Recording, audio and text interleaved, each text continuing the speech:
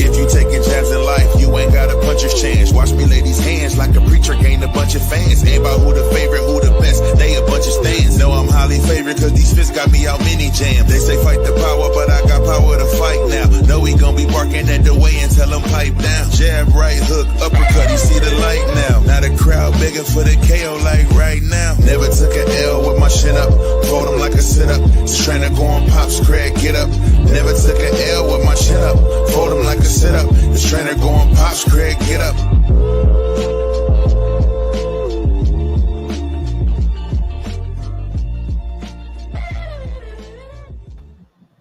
Welcome to the Boxing Head Podcast, where everything stays in the square circle. Episode 9. We almost done with season 3. We are your hosts, CJ, Greg, the boxing enthusiast, Tez, and we got a special guest. This is our Boxing Head, special Boxing Head member, frat brother, Brandon. So, y'all get ready for Brandon, man. Brandon look quiet now, man, but Brandon is cutthroat, man. He don't carry, and he keep it 100. So we had a great fight card, man. We had a great fight weekend, y'all. Yeah, for sure. Can y'all hear me?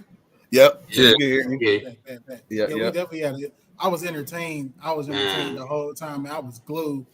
Yeah. Went out, had me some drinks, man. I know. I seen you. You know what I'm saying? I was jealous. Good time. Man, we're gonna start off with that the Claressa Shields and Perkins fight. So since Brandon on here for the first time, I'm gonna have Brandon start this off and tell me just his notes on what he thought about the fight and what he liked about it. Perkins had too much dip on the chip. That's what it looked like. But no, on some real shit. I can cuss on here, right? Yeah, you good. Oh, okay, cool. Yeah.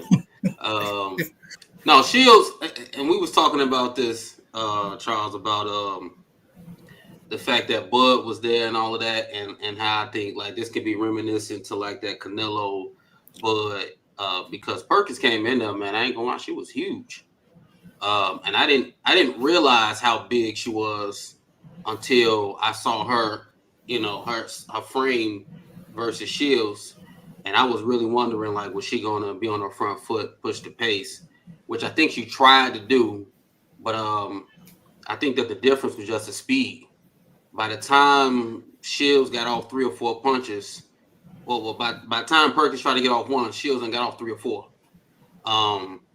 And to me, she just never was able to get comfortable. Shields pretty much pushed the pace, almost was like the bully herself. You know what I'm saying? Pushing the pace. Being on her front foot, a little bit, and then that looping right, she kept flicking it, slipping a punch, slipping those jabs, slipping the hooks, and throwing that looping right. And I think, what was it, the third round when it hurt Perkins? Oh yeah, I think that's what kind of changed the fight, where Shields was like, okay, I can hurt this, I can hurt her, and then it pretty much was like it pretty much went downhill from there. But kudos to Perkins because she. One, being in early 40s, she had some stamina. She was in the fight. She was trying, and she took some clean punches and was able to make it all 12. Made it competitive at during those middle rounds, whatever like that. And then Shields closed it out with that drop. If it was another 30-40 seconds, it probably would have been a knockout. So yeah. Masterful performance by Shields. I really don't even know who she could fight next. I mean, yeah. She can try to go to, what's up, Mikhail Meyer at, 147. She just moved up. But, that Layla Ali fight, that's going to sell. But, I mean, she kicking everybody's ass. It's, like, hard to find competition when you, going through the competition like the way she is. I didn't know her power's going to carry like that heavyweight. So, yeah. Definitely was impressed. For sure. What about you, Tez? Oh, man. Too sharp. Too fast, too skilled, man. She right hand was landing all night. Yeah. I feel like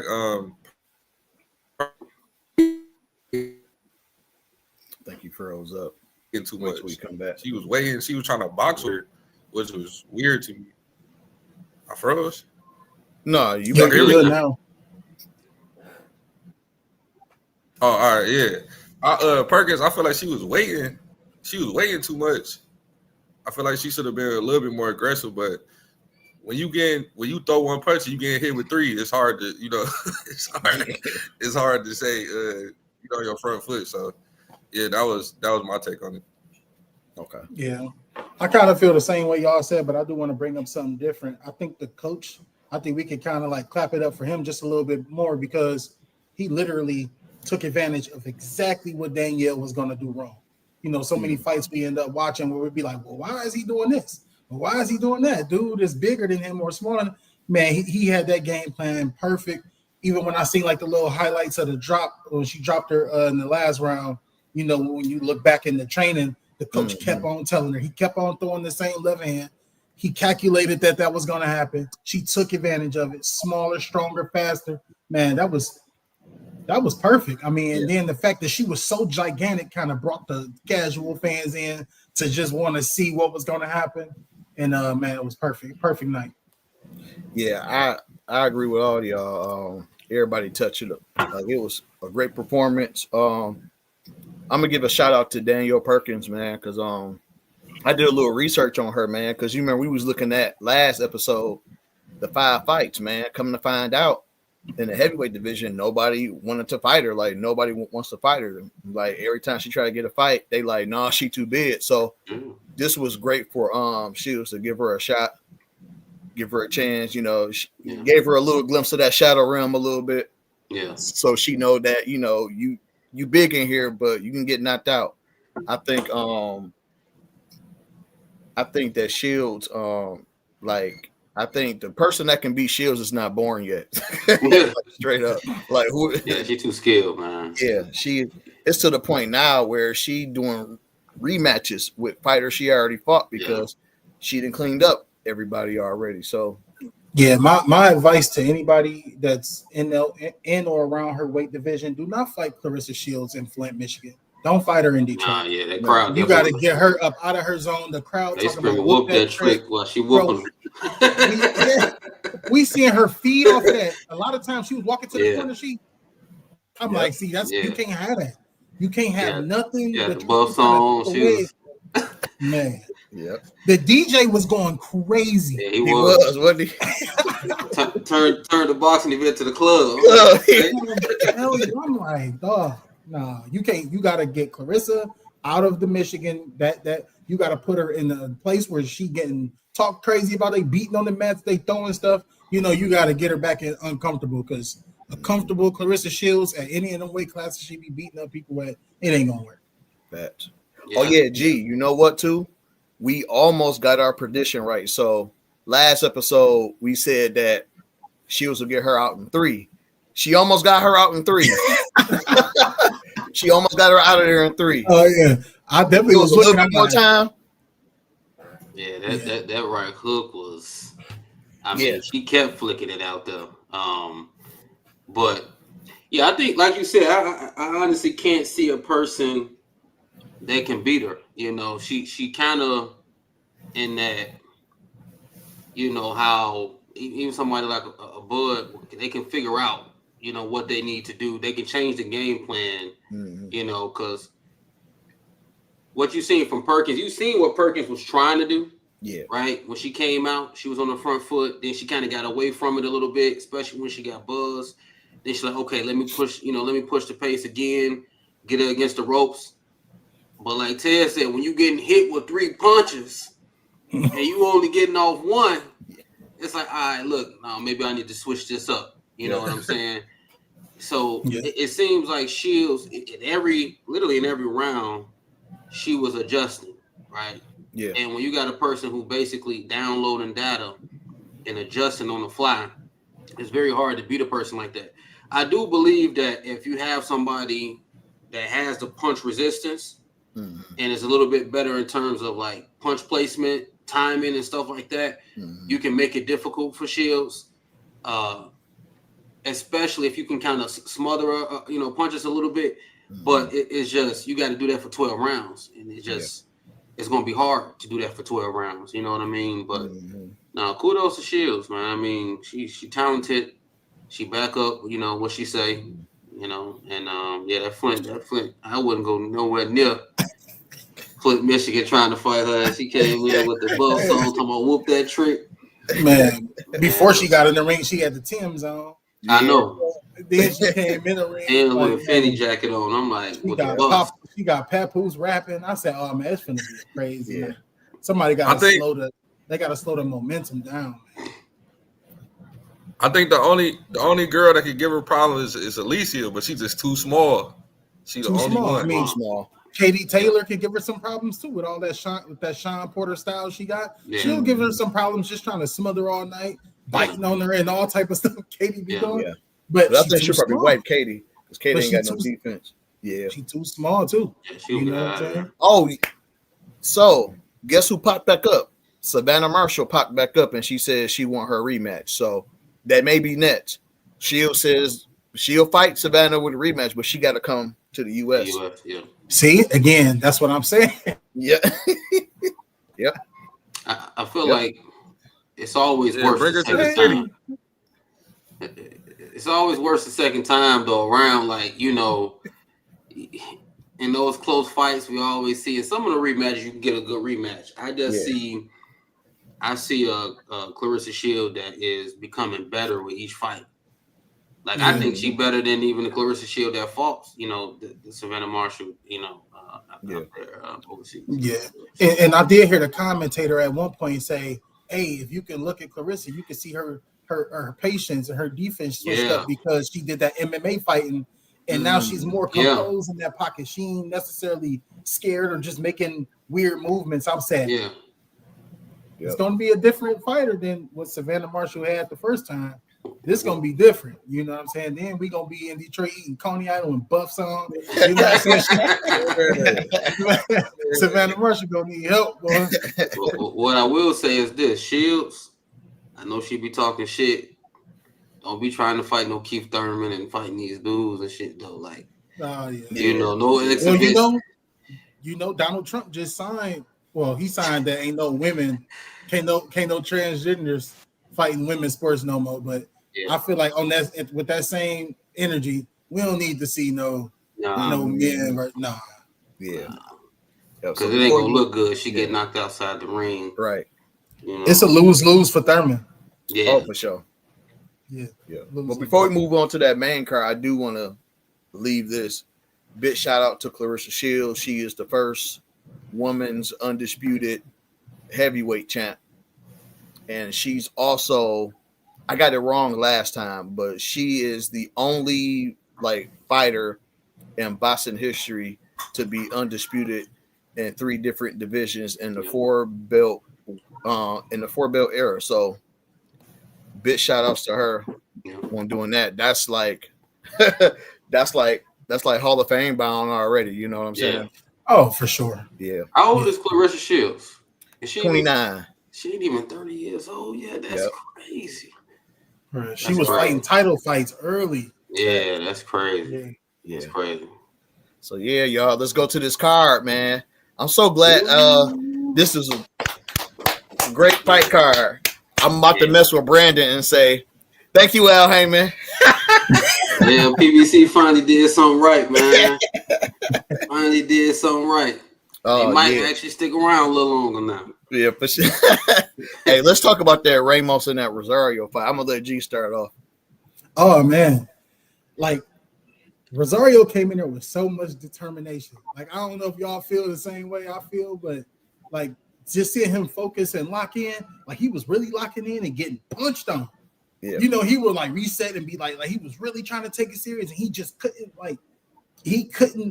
catch it. But one thing I can say, he did show that he was a little bit more durable. Mm-hmm. I'm not gonna say, you know what I'm saying, like he could beat the guy based off of that, but the amount of punishment he was taking without being unfazed and wincing, you know what I'm saying? I mean, he was taking some shots. I'm like, and he was just right back at it, coming for. I said, okay. Now he did work on that. I feel like he was determined, he was focused, but I just feel like Ramos was way too much for him to come right back into that type of. That was Ramos. That's championship level fight, and I feel like they could have slow burn Rosario into that a little bit more. They could have gave him a nice fight, but not that. That was just brutal. It was a lot of punishment. I didn't want to see Rosario, go through that like that. I think they should have called the fight earlier. But yeah, man, it was a good fight. I was interested. He was locked in. He was determined, but he was just too much, man. Yeah. What about you, Taz? Yeah, man, ditto, basically. I think it's time for retirement for him, man. That's all I can really say. Yeah. He didn't do nothing. He lost every round. They should have been stopped it. Yeah, that's pretty much my take on that fight. I don't really got too much to say about it. Yeah. I will say this though. We were right with our prediction. We predicted an 8-round stoppage, and that's exactly what happened. So Boss Head Podcast got that right, man. I was worried in the beginning because I kept seeing Ramos throw the body shots. So I was like, eventually he gonna wince again. But nah, he went through there, and it was just a matter of time before he got up out of there. And I just feel like, I mean, I wouldn't say Rosario retired because I mean I don't know, his outside life. He probably got people to feed, but I would say, get you a few, small little fights, on the undercard, and then like, cause what? He's 29, 30 years old. So yeah, he's young still. Yeah, he's still young. I would say get a little bit, get like some low-level fights in to get that confidence back up. But I think maybe he should maybe switch trainers. Because his trainer wasn't really. They was a new trainer, wasn't it? Then they begged the trainer. I forgot the trainer. What's his name? I forgot his name too. They basically had to. I ain't gonna go as far as say beg, but to work with him, they didn't want to take him on. I mean, I'm starting to think that either Al Heyman don't like him, Rosario, or he got something on Al Heyman because I don't know how he keep it on his fight card. Well, I mean, we've seen plenty fighters that's doing that and did it too. I was wondering about Adrian Broner. I'm like, I don't know how. I mean, and he was at 160 pounds. He was getting knocked out at 154 pounds. So you said, I mean, well, I'm gonna just say this: he wasn't fooled in Vegas. Vegas had this man a 9% chance to win. That is negative 1,700. They was paying 19-2. So you wasn't gonna win no money on that. Nah, it was 91 chance of Ramos winning. So you would have had the Rosario would have betted on himself. Nah. But I mean, look, I do agree that he did look more durable in the fight. Mm-hmm. Even when they stopped the fight, I felt like it was. To me, I didn't like the stoppage, but I also understood the stoppage at the same time. You're trying to protect a fighter from himself. Mm-hmm. I felt like, his pride was like saying, I want to finish this fight, right? It did look a lot more durable. He just didn't have no pop on his punch. I don't know exactly what he was trying to do, but Ramos is one of those fighters you can't let him get rhythm.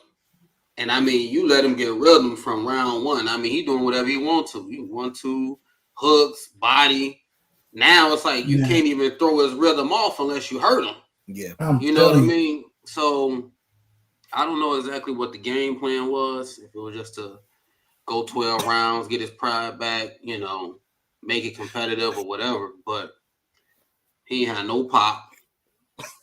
I mean, hey, when you spoke about that rhythm, I think I put it in our group too. I'm like, well, he didn't call his rhythm. Bro, he was in there dancing, man. Yeah. You thought he had on some headphones, just grooving. Man, he just made a highlight reel, dude. He gonna cut that up and put it on YouTube. That's how easy the fight was. It was sparring. We just watched the. He was in there sparring, and Rosario was exercising. Yeah, like literally, because he wasn't trying to fight him. That's for sure. No. Yeah. No. And that knockdown that Ramos got, I was like, bro, gonna wake up. He gonna need at least 3 or 4 Excedrins. Yeah. No, his family gonna be around him with an intervention doctor. Yeah. Yeah. It might be time. Yeah. He wasn't there for you gotta sit him down like, look, you stop doing this to yourself, man. I do agree because he just won a fight not too long ago. He beat Jared Hurd. That was a draw. But even in that fight, it was a good fight. Like, fight that level. Right? Don't do this again. Like, I think if you fight at that level, the name in itself will make you tune in because of, you know, the name and who he is. But if he keep coming out and putting outings like this, ain't nobody going to want to see him. Yeah. You know what I'm saying? But I wouldn't want him to retire. But I wouldn't want him to be fighting those top guys. I mean, he can fill out a fight card, but just not, you know, not in that main card. Yeah. So I want to give a big congratulations to Jesus Ramos Jr. And, you know, I'm glad Rosario didn't get, like, seriously hurt because he could have. But big shout outs to him to, you know, whatever he do in his career. But I would, if I was him, I would slow it down a little bit. But yeah, we're gonna move to the next one. This was probably potentially like fight of the year right here. Pitbull Cruz versus Angel Fierro. Man, that was a great fight, man. Yeah. Great fight. Like I had picked Angel to win. Oh, you did? Yeah. Because I didn't like how Pitbull said he didn't want to get his belt back from El Rayo. I didn't like that. Yeah, like because he was on the turkey card in front of everybody and got that was emotional. Yeah, it was. Yeah. That was emotional. Yeah. That's. I didn't fall for it. Yeah, I knew he was gonna get cooked, but I can't say it like that. I knew he was gonna win. I knew Pitbull was gonna win, bro. Because nobody's about to deal with that. I don't care if you're a brand new fighter or you a veteran fighter. You're not about to deal with that. Pitbull literally holding his head down, coming straight at you, throwing everything he got. He gonna stalk you all night. It's only so many fighters that know how to deal with that footwork, and Fierro did an awesome job. Like, I'm a fan. He gained a fan out of me that night. Like, Pitbull turned that man into a potential star for real. You know, because how he dealt with that. I mean, he took a lot of punishment, but he wasn't folding. He wasn't buckling. So I want to see some more Fierro, man. He could go ahead and mix it up with the rest of them now. Yeah. That was beautiful. That was a beautiful loss, if you ask me. I think he won. I don't know. I rewatched that fight again. I think he won. Nah, man. Watch it one more time. Yeah. Pitbull had the bigger shots, but Fierro was tearing up, and Fierro almost knocked him down too. Yeah. Almost got him. Yeah, he definitely did. But I saw Fierro, a lot of his punches and the commentators, it was getting messed up. So I went back and watched it with the volume down. I want to see part 2. So that's what I was saying. Like go ahead, Ted. My fault. In part 2, man, I think Fierro need to come in better shape because he had him hurt a couple times. He could have stopped him. Yeah. But if he don't come in better shape, he'll get knocked out. I think the next time they fight, if he don't come in better shape, Pitbull will knock him out. Yeah. I think Pitbull in this, he come out the gate too fast to me. Like, he don't use it. And I think that fatigued him towards the end because he'd be so you know, quick to try to make a statement.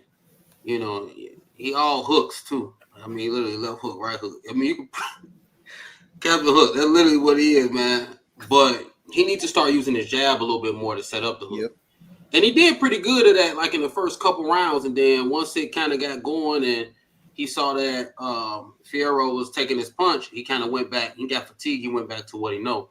But I ain't gonna lie, that fight wasn't. I mean, it wasn't a close. It was a close competitive fight. Mm-hmm. But in terms of how I called the rounds, I don't think it was as close on the card. Yeah. Because to me, Cruz got the cleaner punches. He almost had Fierro out like a few times. But I think it's also, what was it, Larry Hazard? He probably has the worst scorecards I've ever seen in boxing history. Yeah, that was I mean, he be having the people in a fight competitive, and it's like a landslide. Like, but it was a good fight, man. I do believe it was like a fight of the year, you know, type fight, Mexican style. You know, you can't never go wrong with them. You know, you're gonna get a competitive fight when you got two Mexicans in there boxing. And that's basically what we got. You know what I'm saying? And shout out to Andrew Fierro for his being able to take those shots and keep coming. You know what I'm saying? Because that's what made it competitive. And also, shout out to him for being able to take that loss. Directly after they said he lost, he went straight to the mic. He was like, hey, I love my time in the ring. I had fun, you know what I'm saying? I shared the ring with a great, I'm ready to go again. Like, I love that. I hate when they just leave the ring. That one loss just make them feel like they just lost out on life. But that's a good Mexican warrior spirit right there. Yeah. You know, I love that, man. That's going to continue this sport to keep the excitement instead of dying down for 6 months because don't nobody want to take a L. So I love that too. I got a question though, y'all. Mm-hmm. At 135, I felt like Pitbull power was a little bit more impactful. Since he got to 140, he getting the shots off, but he not knocking guys out. Do y'all think, maybe 140? I mean, outside of, Rolly, which, Rolly, he got that same condition that Haney got, you know what I'm saying? When it comes to the chin. I can tell you, I don't know what it is. They must be around each other. But outside of Rolly, he hasn't looked. And I've been to 2 of his fights. I went to the one in Vegas when he fought on the Spence and Bud undercard, and I went to LA on the Turkey Al-Sheikh card, and when he lost to Arroyo, he didn't look as powerful in those fights. And I'm wondering if maybe 140 is a little too much for him. If he should try to go back down to 135. What y'all think? Man, I think the power is there. I just think he need to find more creative ways to set up his punches and land them where they need to be landed. That's the only thing. And I think I said this on the last pod. If he don't get a jab or uppercut or some type of footwork, he gonna stay at this level. Like if he go to the elite fighters, they go outbox him. Yeah. They gonna do him dirty. Yeah. I feel like if he's only gonna fight twice a year, then I think he can occupy both spaces, 35 or 40. I mean, depending on who we want to prepare for. But yeah, like you said, Ted, just to piggyback off of that, if he go in there and trying to fight a more technical fighter like a Keyshawn, I think it's probably going to be night and day, and definitely not a Shakur will be a nightmare for him. But we gonna see. Yeah, I agree with G and Tez on that one. Maybe if he let his hands go more too. Yeah.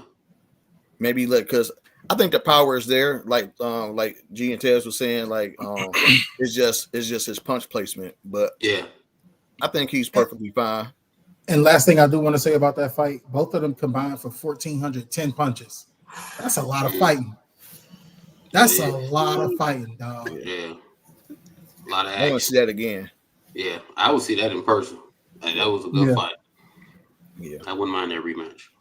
But yeah, right now we're gonna go to commercial break. When we come back, we're gonna do Stephen Fulton versus Brandon Figueroa, and of course the main event, David Benavidez versus David Morrell. So we'll be back.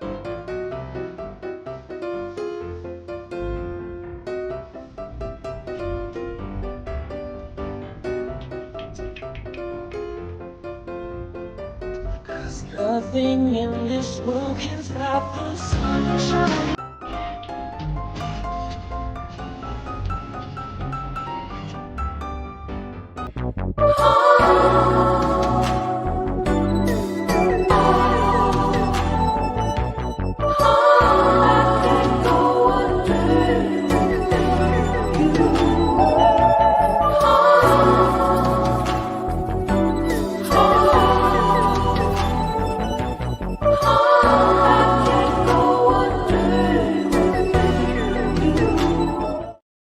Hey, welcome to the Resilient Radio Stream YouTube channel. If you're on here, go ahead and like this video, this live, and also subscribe.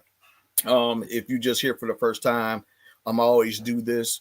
If you got an iPhone, download the Resilient Radio Stream app, or if you just want to go online and do it and listen to the different shows, go to www.resilientradio.net. Also, if you got Android, download the app as well. A few shows. We have also a new show that I'm gonna name, but let's start off with all the shows.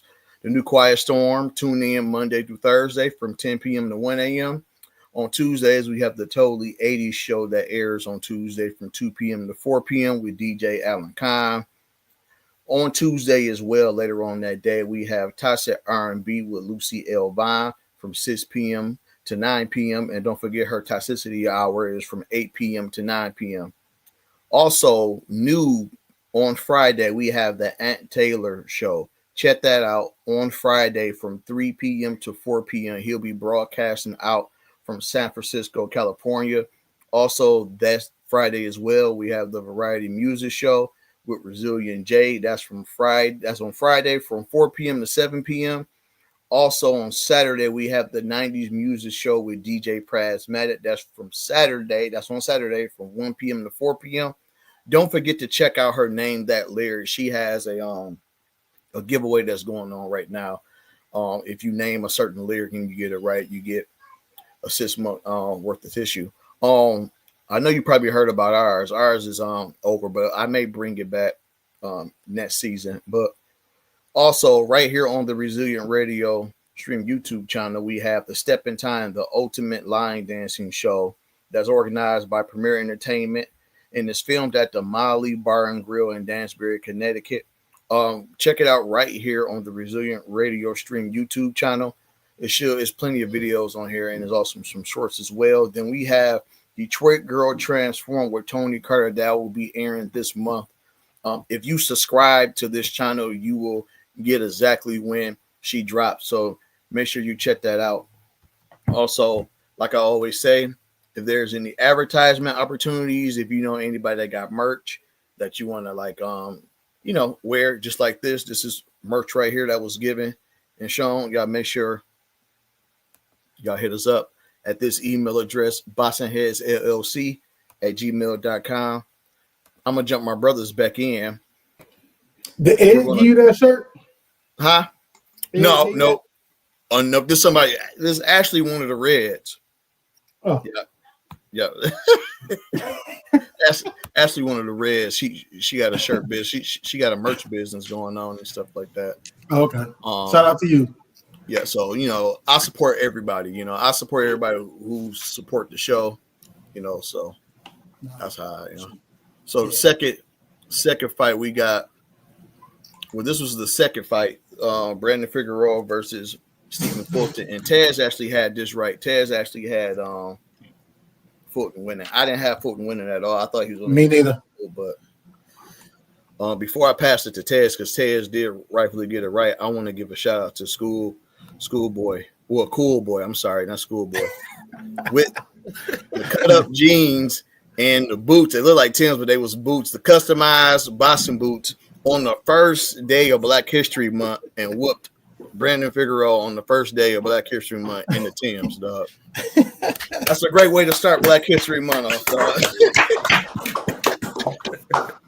Go ahead, Taz, man, because you had that right. Okay, man, this is my favorite fight of the night. I ain't gonna lie to y'all. Okay, the Pitbull fight, I love the slugfest. It's fun. It's fan friendly. But when they get tired, it started to get sloppy. Now, if you look at Cool Boy, man, it was beautiful. Beautiful. In the first couple rounds, he kept the distance. He kept that jab out there. But then it got to like the 6-7, and you hear Bozy, because he had Boots dad in his corner this fight. You hear Bozy in the corner. He get in the inside. He like, stay right there, right there. He started fighting in the inside. He hit him with these uppercuts, these hooks. And old boy couldn't touch him. And it was beautiful to me, like, because I grew up on Floyd. I love the sweet science. I love to hit and not get hit. So, yeah. That's my Pops, too, in the comments. What's going on, Pops? Pops, what's cracking? What you think, G? Oh, no. Tez Pops just said it. Read that last comment he just posted.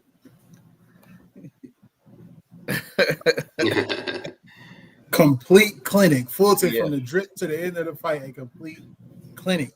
I mean, look, this I have to come from the other side. I have to stay on the side that I thought was going to happen. So let me give my point of view on that. I've always, since I seen Figueroa start, he always just been a hard hitter, long, rangy. I don't know if it's just me, but that wasn't the same Figueroa that I'm used to seeing. And I want to give Fulton his props and just say it was the perfect game plan. Figueroa couldn't get his game plan. He never got that timing right. And I feel like he also tried to fight Fulton's game. Fulton pulled him right in that swag. He was running in the shots, tried to take it inside. Fulton was a little shorter and more compact. So his combos on the inside was just scoring. You know, and yeah, he put on the clinic, man. And I ain't see that coming. I ain't see that one coming. I ain't gonna lie. But boxing is boxing for a reason. We always get the answers. We always get the truth when that bell rings. So I gotta give Fulton his props. For sure. He did that. He did that. What? And I gotta call myself out. I'm gonna say I apologize to Stephen Fulton. Like last episode, like I really didn't. I gave bro like no chance, and so I gave him no chance. Yeah. So I gotta apologize for that. But one thing I did notice, man, it was crazy. Like Fulton knew the distance off bat. Like first round, he got the distance. Like he knew his distance. He knew how to punch and like not get hit. And I think that was a factor because Figueroa was trying to like go in and he was just getting hit. And then that's when he would try to get close to Fulton, but Fulton was he was fighting him back, hitting him with body shots, sneaking shots in. I think him moving up to 126 helped him a lot too. For sure. To put more weight on him. Yeah.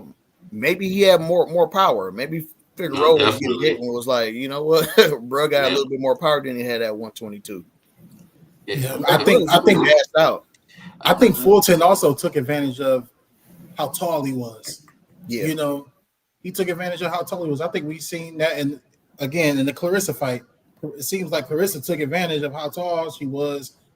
They knew these tall opponents were going to be a little bit more slow, trying to set up long punches, hard punches, swinging all wild. And once that happens, you getting caught by these 6-inch punches that hurt.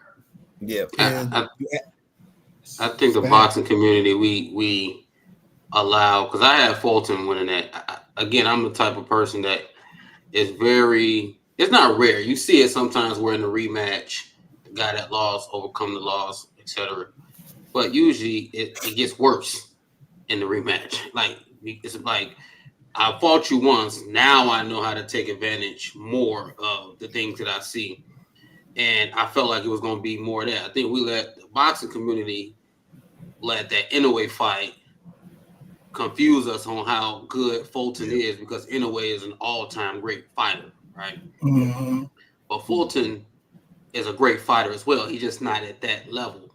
And with Figueroa, I never really liked his style. To be fairly honest with you, the kind of punches and bunches, and try to, basically smother you and things like that, make it rough, rugged. He's good at, the body shots and stuff like that. But to your point, CJ, when he established the jab, that's when he found the distance, right? Mm-hmm. And that was like in the first round. Yep. As soon as he started flicking the jab out, he's like, "Oh, I'm cracking you every time with the jab. Now I know my distance, and that's my distance. Like literally everywhere. It don't matter if we inside, outside. I know where you at. In the ring. And at 126, he definitely was stronger.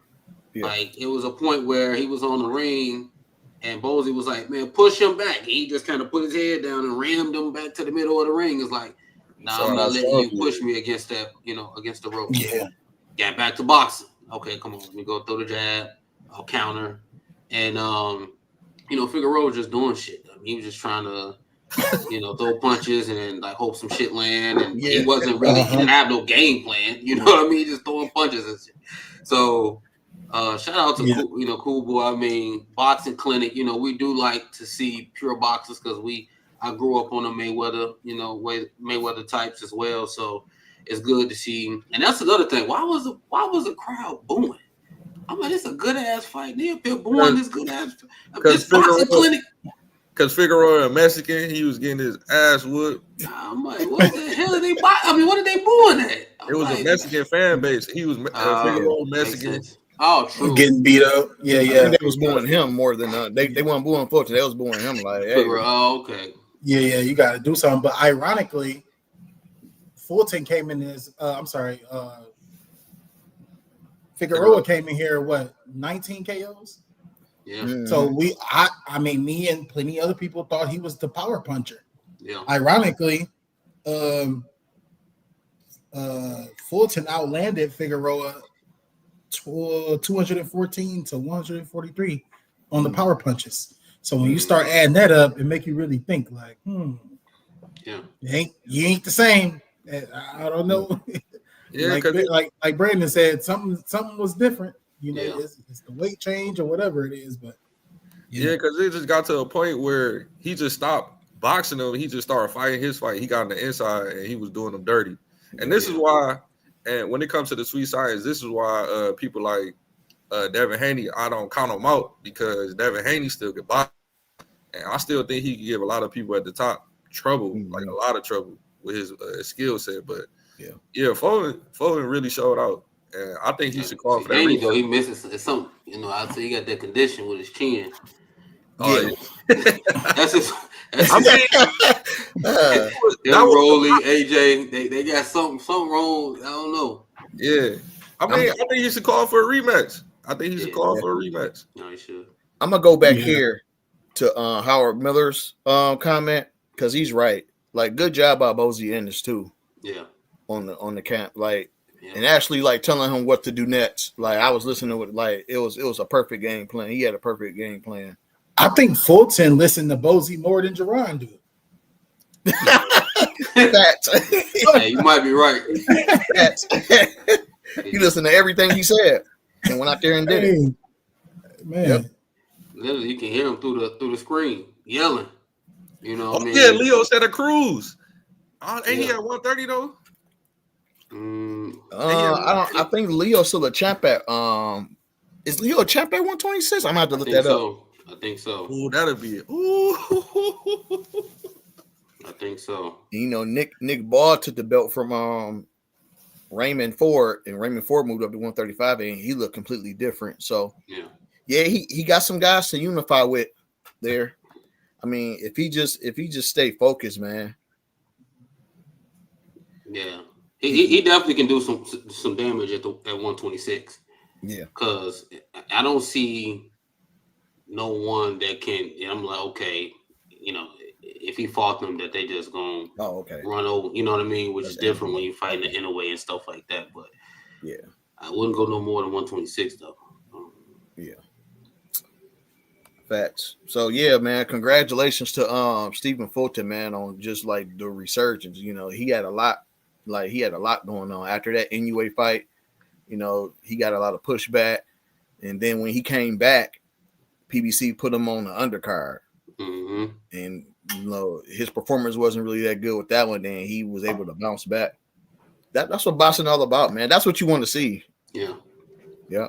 On this next one, man, we it really needs no introduction, man. David Benavidez versus David Morrell, man. Anybody can start this off if y'all want to kick it off. We'll let the special guest go. Yeah, go ahead, B. Man, you know how I feel about Benny, man. That's my guy. Yeah. That was a good ass fight. I'm not gonna lie to you, it was a good ass fight. I knew that Morrell was talented, but I think when you see him go against somebody that's talented like Benavidez, you really see like, okay, this guy can. I think he probably tried to fight Benny a little too early. You know, only having 11 fights. Yeah. But I think he's trying to, you know, make a splash in the division. You know, put his name out there, get some of those big name fights, so he can, you know, get some of those big checks. But he was for him to be 175 pounds, man, he was athletic as hell. Very, very agile, bouncy. It gave Benavidez some problems because Benavidez, I don't think he's ever fought a guy that athletic. But I gotta give kudos to Benny because I mean he pretty much was on the front foot, pushed the pace. David actually bigger. Well, Morrell is bigger, but he fights smaller. And like Benny fights a little taller. So, I mean, he was changing levels, going to the body, coming back up top, punch placement, accuracy was on point. Punch resistance was there. He took some clean punches, was able to come back. And it was an entertaining fight. I agree with the scorecards. I didn't think that the fight was close in terms of the scorecard, but I thought it was very competitive in terms of the action in the ring.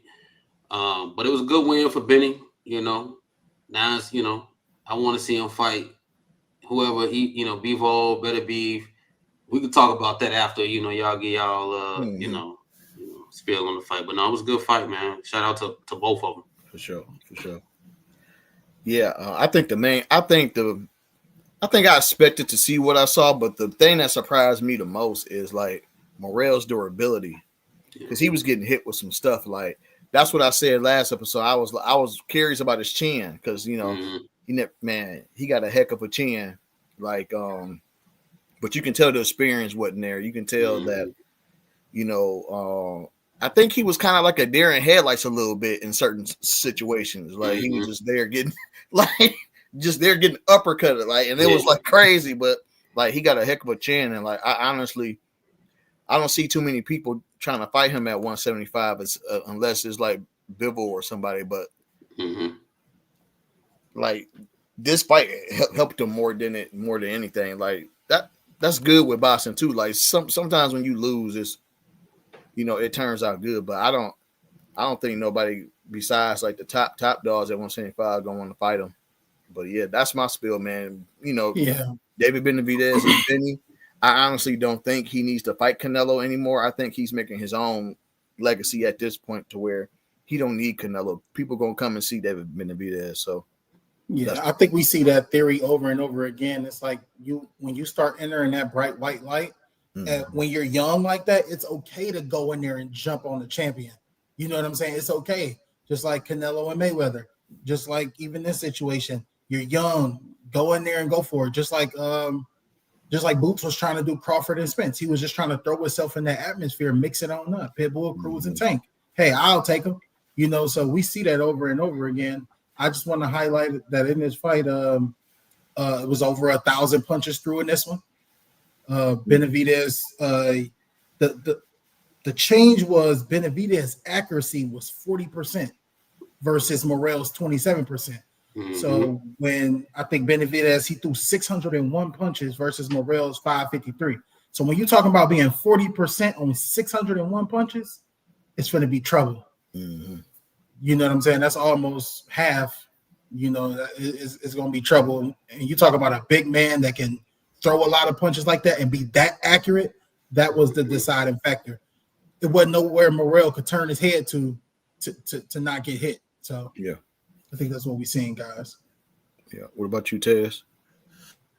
Benny showed me how technical he really is. He's not just a come forward brawler. Like he actually a technician. And Morrell, man, he showed me a little. I think his stock rose even in the loss. His stock rose, and I think he'll get more bigger fights. As far as Benny, I think he need to kind of be careful because Morrell hurt him a couple of times, and he didn't back off. He just started punching, and I think it gets better fighters. He got to be careful with that. As far as his next fight, they already offer him the winner of the Bivol. Better be there, so we gonna get to see what's going on. So yeah, I could kind of second that motion too, because when David was getting maybe hit with a good punch, he would be kind of like laughing, like but felt it laughing, and we've seen this in Errol Spence. So that's not good to do. Yeah, that's some things that he need to go and work on, like you said. How to mask that. I mean, we've seen good fighters like Crawford get hit with a good shot and he remains composure. It's none of that smiling, laughing, like trying to, play it off in that way. Like stay professional, get the job done. Like we ain't in here to be playing around. This man kill you, like you previously told him. So, but anyway, Benavidez won. Shout out to him. He ain't gonna do nothing but get better and better. He still got a young mentality, but he hungry, dangerous. He's the Mexican monster, man, for sure. Facts. Yeah. Hey, did y'all see when he was like using his jab hand to pull his Yeah, that was crazy. Yeah, that was crazy, He man. pulled it down, came with the. I was like, damn. Yeah. Yep. Quick too. Quick. We should address this power though. So I know we kind of talked about it in the chat about Benavidez power. Good question, Howard, by the way. Yeah, this is something that we talked about, and to me, he has breakdown. Like he can break his power is there because he broke Morrell down, right? Like Morrell was afraid to throw certain shots because of the fact that he was getting hit to the body. He was getting hit to with the hooks and all of that stuff. So if you can break a guy down with your power, then I think you do have power. He just needs to do better with like what Andre Ward said, is use his jab to set up certain shots because it's the shots you don't see that knock guys out. And they can pretty much see him coming because he literally coming straight at your ass and throwing punches and bunches. He's a combination of puncher. But if he can use his jab to set up a punch that, kind of like what Bud did to his brother with that damn uppercut, you know what I'm saying? Those are the punches that's gonna get them guys out at 175. Yeah, gotta trick the brain. Yep. Yeah. So all right, y'all, let's do this scenario real quick. So let's say the Bivol Beterbiev fight happened and Beterbiev wins. So we got Beterbiev versus David Morrell, and let's put Bivol versus Morrell. Who you got coming out of that Beterbiev and David Benavidez fight? Beterbiev and David Benavidez. I need to watch some more fight. I need to watch some more, bro. That's a loaded question, though. Yeah, that's loaded. I would have to take me a good day. You know what I'm saying? I would just watch and just look. I ain't looked at. I mean, I know David. I know. I don't know. I have to watch because this is what I would be looking for. I'm sorry to stutter. But this is what I will be looking for. I will be looking for how is David Benavidez going to treat Beterbiev? Is it going to be that brolic cockiness, or is it going to be like, I know he get down? You get what I'm saying? Because even in this Morrell fight, it was like David Benavidez, he used his anger, he pushed that up on Morrell to kind of assert that dominance, and psych himself into rising to that occasion, which I think he could have did without it, but I don't know if he would do that with Beterbiev, knowing what's coming, knowing that man just beat Bivol. I think Benavidez is definitely confident, but I would want to know how he treat him, and that would kind of tell me what I need to know. But yeah, that's nasty work. Yeah, hey G, I'm right with you. Like both of those fights, I feel like I feel like I'll be selling myself short if I pick the winner. I just want to sit down and just enjoy it and see who come out and win. Man, that's a cop out. Y'all need to go ahead and pick a winner. Who y'all think gonna win? I'll pick a win, B. Oh, go ahead. Right now, if I had to pick somebody, I would say Beterbiev. And I'm only saying that because it's just that little stuff like getting caught and laughing and running back in. I think Beterbiev is more straight up and down. Like he know what he got. He gonna move. He's coming in on weight. He's athletic. I think just that would be kind of the edge. I don't think he's knocking Benny out, but I do think he could get him on points. Just being more technical, more sound up here, not doing the most. I think Benny want to be more of a showman, and I think that could put the edge and Beterbiev in favor, but that's a tough pick. Yeah. But I'm going with Beterbiev too. Only because we haven't seen Benavidez fight on the back foot, and I don't know how he go react to that. And I don't know if his counter punching is good enough to beat a Beterbiev. I think he'll do better against Bivol, but Beterbiev is a different monster. So in that fight, I'm picking Beterbiev. And we got to add the weight too, you know. Yeah. Bivol and Beterbiev been at 175 longer. So they used to that, you know. David Benavidez and Morrell, they both matched. They only got like 2 fights at 175 now. So I don't think that David want to fight Beterbiev, to be honest with you. I think he preferred to fight Bivol because from what I heard, they sparred before, and I heard, you know, Benny got off on him a little bit.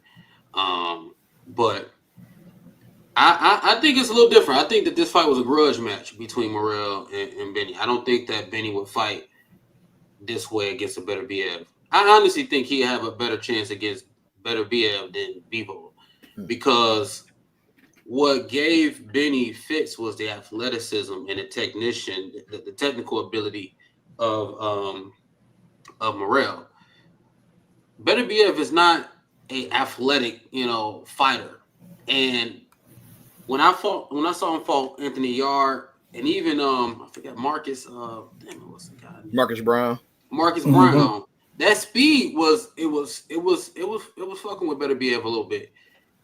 Ain't nobody at 175 punching as fast as Benny.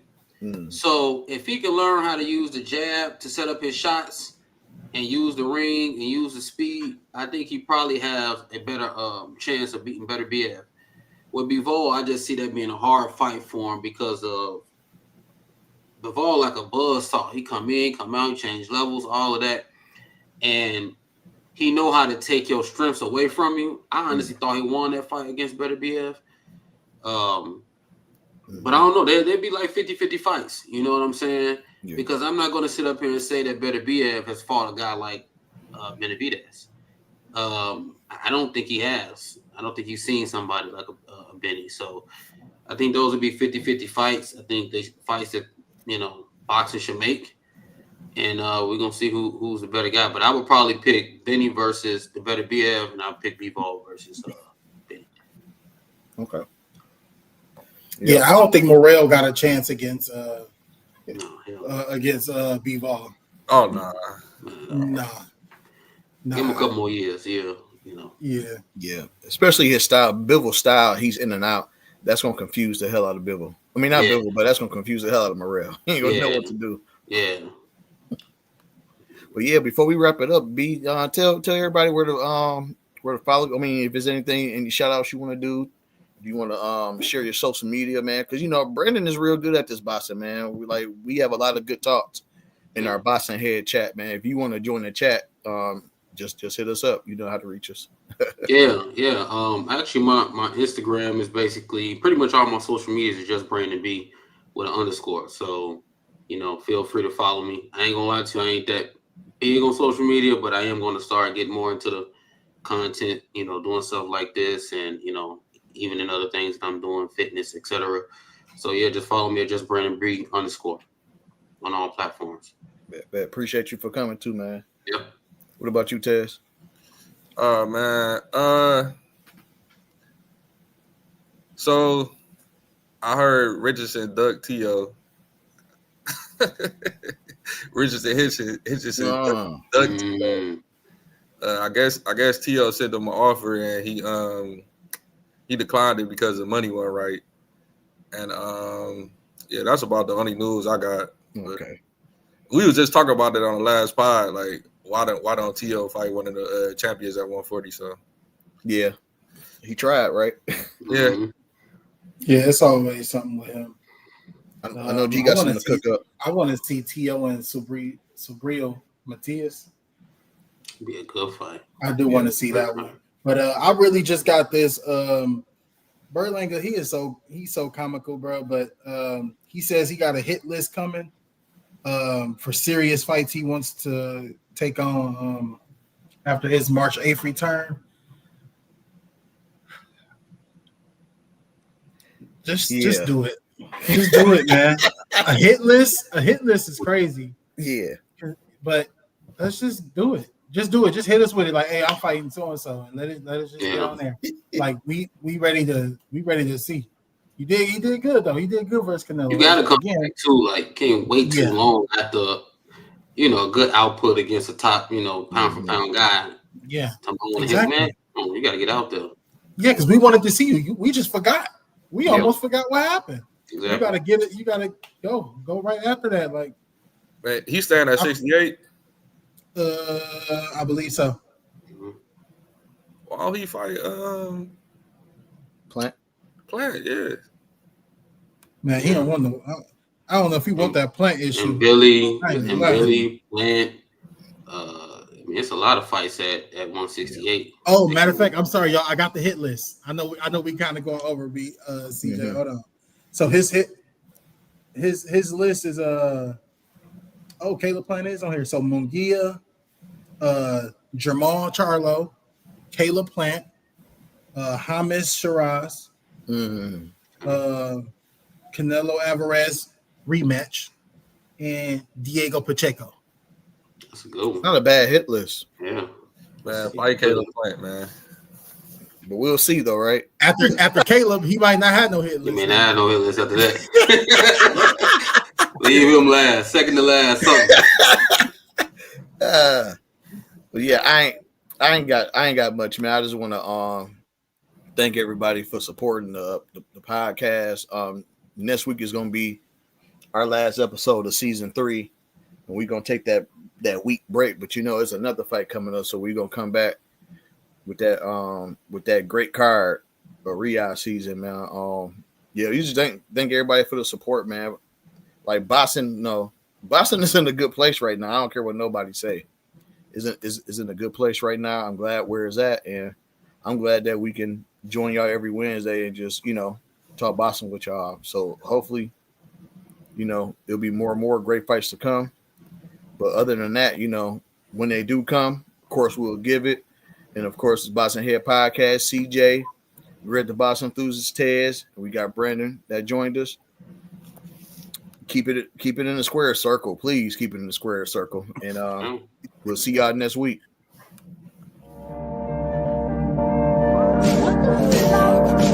If you taking jabs in life, you ain't got a puncher's chance. Watch me lay these hands like a preacher gained a bunch of fans. Ain't about who the favorite, who the best. They a bunch of stands. Know I'm highly favored cause these fists got me out mini jam. They say fight the